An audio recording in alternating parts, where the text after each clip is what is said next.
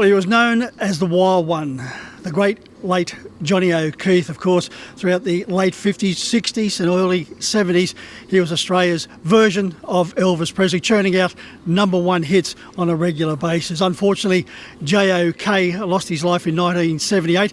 His memory lives on through his record, still being played today on radio, and also in harness racing, courtesy of a horse named in his honour, J.O.K. I'm with Gavin Fitzpatrick to talk about this exciting prospect. Well, Gavin Fitzpatrick, who is the Johnny O'Keefe fan in the family? Yeah, definitely Dad. Yeah, he's a big fan, and he named the horse J.O.K. Yeah. And Gavin, he's certainly well named. Yeah, he certainly is. He's named after Johnny O'Keefe. Yeah, and Dad's the Johnny O'Keefe fan, and that's how he got J.O.K. And the sire, a rock and roll dancer.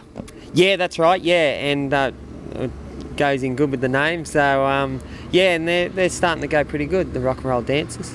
So not only is your father a Hall of Fame trainer in harness racing, he's got great taste in music. Yeah, well that's right. I'll take your word for it anyway. I haven't really heard much of Johnny O'Keefe, but yeah, I've heard he's a legend in the music industry. So yeah.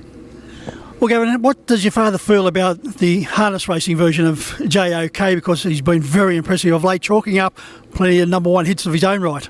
Yeah, that's right. He's been great this time in. He's gone to another level. We've always had a very good opinion of him, but this time we've given him plenty of time. He hasn't had a lot of racing at all. He's only had about 13, 14 starts, I think, and but this prep he's really stepped up. Yeah.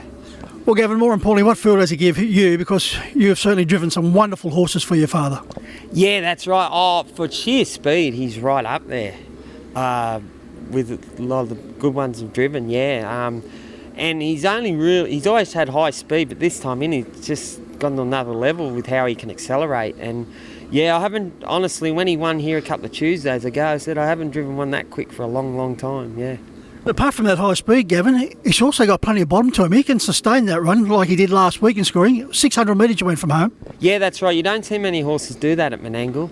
To be fair, they went slow around the bend, so we were able to get up there quick before the leaders got running, but you still got to run it. And yeah, I'd like to clock his last 600. It would have been very quick, yeah.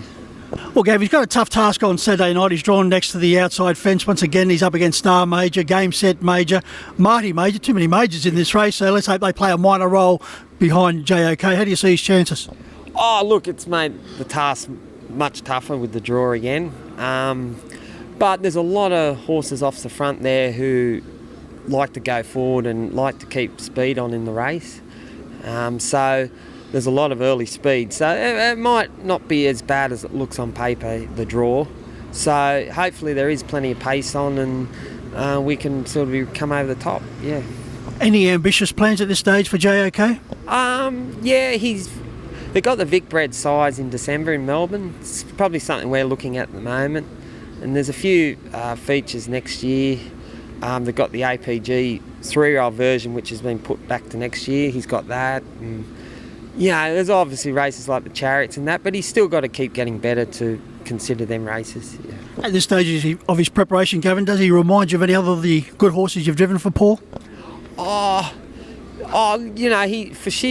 hard to name one, really, to pinpoint. That's probably hard to do, but just for brilliant speed, yeah, he's right up there with the better ones. It's just if he can keep stepping up, that's going to be the test for him. There's come a couple of other nice drives on the card, Gavin, including Pay Me Sam in the first, fitter for 2 runs back and finally gets a nice draw. Yeah, that's right. Yeah, he's been really good. He had an injury and forced layoff. He hadn't raced for nearly 8 months, I think. He's a big, gross horse, so he's going to take a few runs to come right, but I think he's getting better with every run and hopefully we can lob close and be a good hope, yeah. And in the last, you're driving Pump the Brakes for Sean Grayling, and his form doesn't read too well if you look at it numerically, but he's probably going a lot better than what it looks. Yeah, that's right. He's had no luck at all in his last few runs. He got home really good last start. He only got beat 6 metres, come from nearly second last. So, and it looks a pretty suitable race this week, so I'll give him a hope, yeah.